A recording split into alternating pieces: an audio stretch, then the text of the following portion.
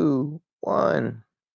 Hey, good morning. It's 5 a.m. Mester Scrum. I hope you're all doing well today. I'm Greg Mester, Agile Coach and Scrum Master.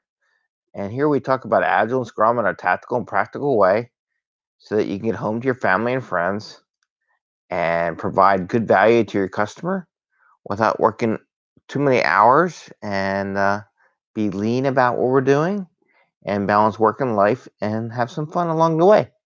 So it is Saturday. It's 5:58 a.m. and I'm Greg Mester, the Mr. Balloon guy. No, I'm Greg Mester. I was just sharing that because everybody's doing video teleconferences, and I saw some episode one day where somebody was attending a class, and they just took their little,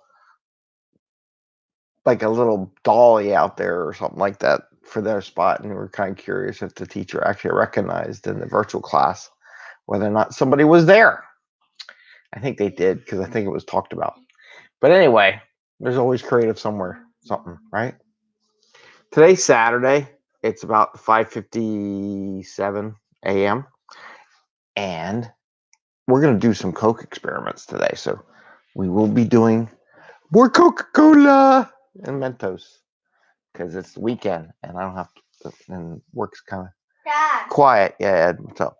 And what about we just every day, every Saturday we do a Coke experiment? Every day I do a Coke experiment? Every weekend. Every weekend? Yeah. Sounds good. Maybe we'll do one every weekend. We'll try something new.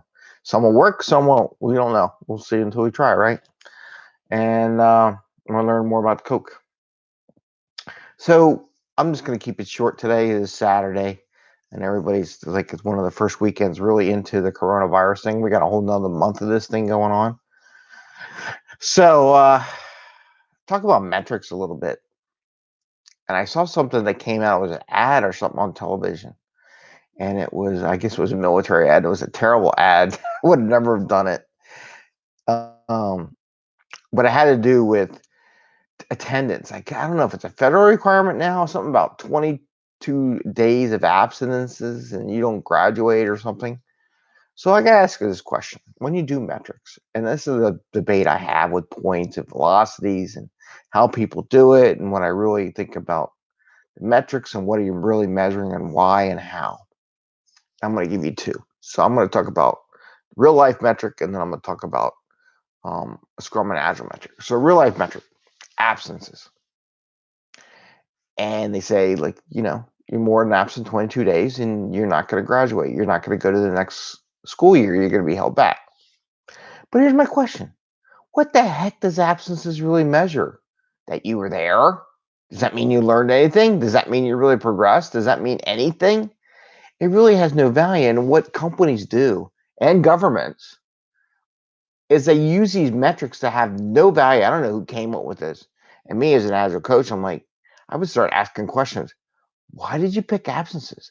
Are you making an insinuation that just because you were there by osmosis, you learned something?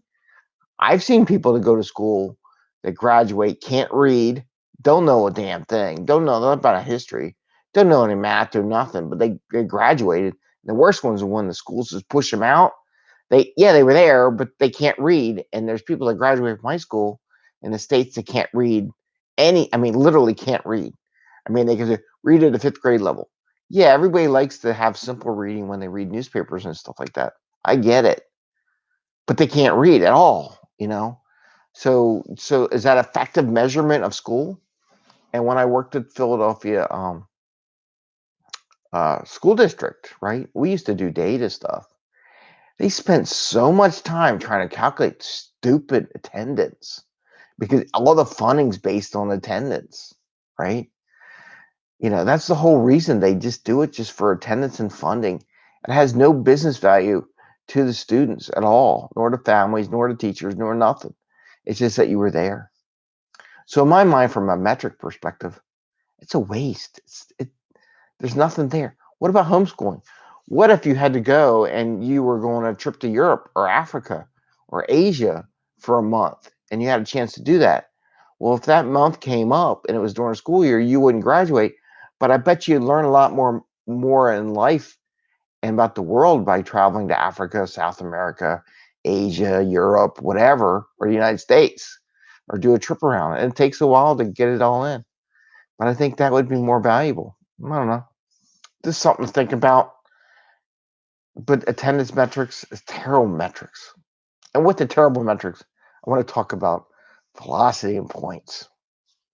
We talked about this before, where when you're doing velocity or measuring story points, there's so much a quick, easy, let's just measure hours and say 1 hour equals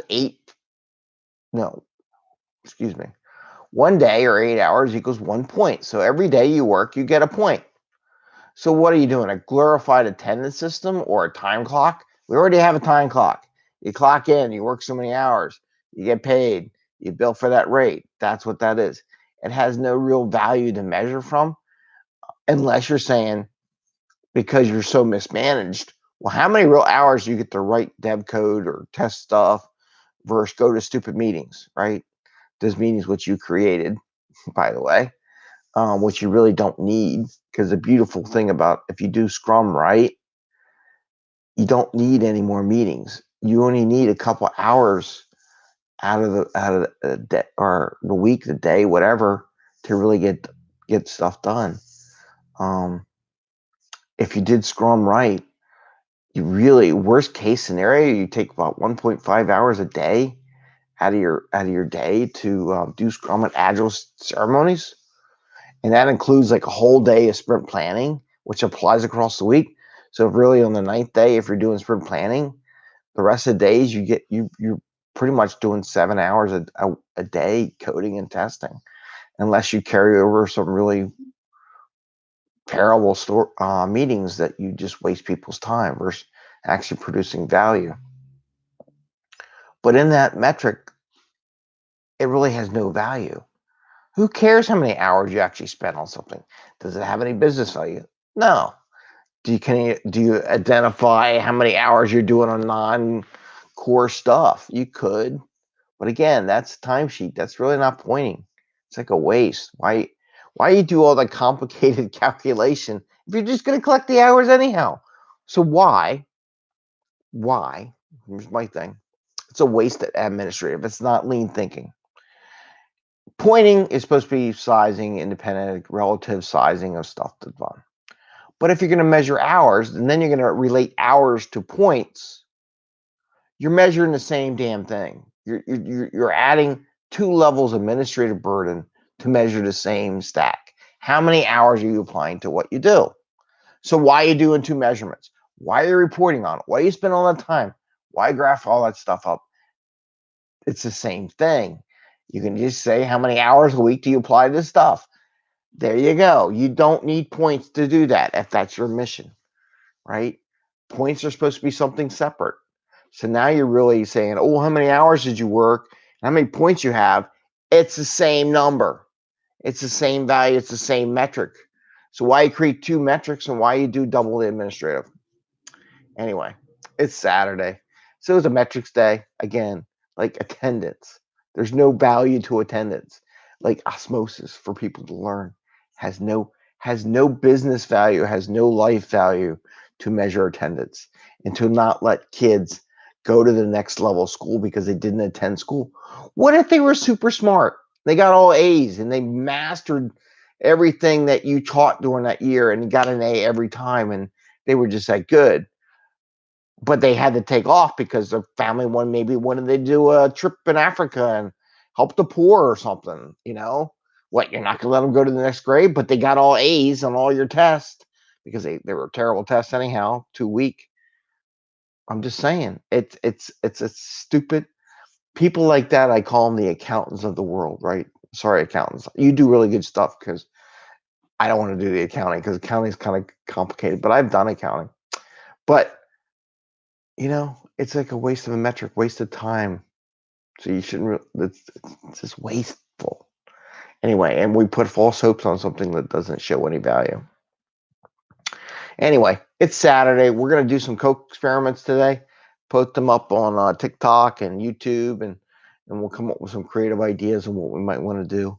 I do want to do some Scrum type acting plays experiments too that I want to put on this for this weekend. So we're going to probably do a little bit of both. Probably do Coke one and do a Scrum one. So with that, hey, have a good weekend. We'll be here Sunday. Have some fun. Enjoy some time. All the stressful stuff. Do something around the house. Get out of the house on the sidewalk a little bit or something. Find some spot where no one's there. Practice social distancing. Okay? All right. Have a great day. Bye. See ya. Don't get the virus. Don't get the virus. Is that what you said? You crazy boy. All right. Have a good day.